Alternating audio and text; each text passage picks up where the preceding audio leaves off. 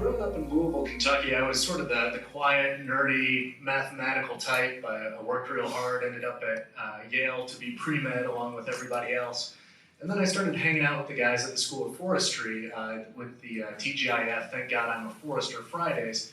And the more I learned about forestry, the more I was shocked at how little we knew.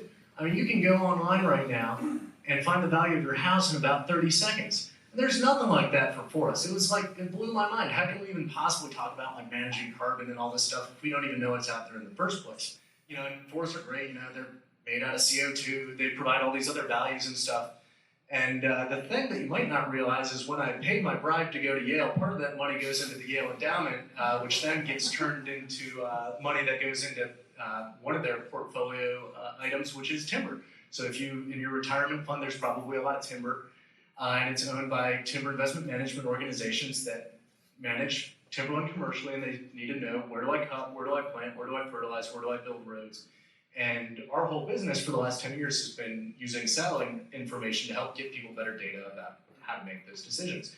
Now, they're very focused on the timber value of this asset as opposed to the carbon, but some people in the last 10 years have actually started making more money selling carbon offsets than they have been selling timber, which is sort of interesting. It's a cool opportunity. But you know who doesn't participate in that opportunity?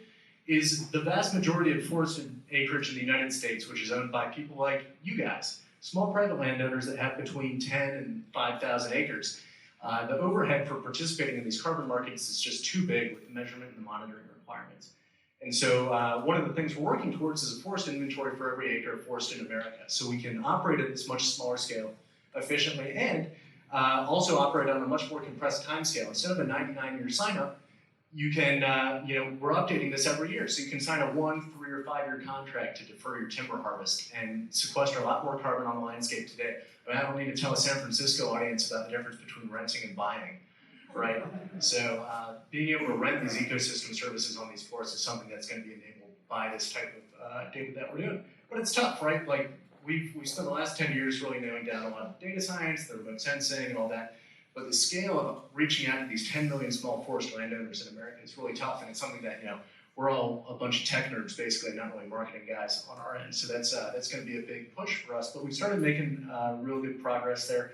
We're working with Microsoft AI for Earth. Actually, in April, this will be coming out, is the first ever 15-meter forest inventory for the entire United States, which we're really excited about. It's getting written up in the Wall Street Journal and all this fancy, crazy stuff that makes mom proud. We're already selling carbon credits through this small landowner forest carbon market, which is exciting, and I think there's a lot of appetite for that. And now we're just about turning this data into better decisions, into more dollars.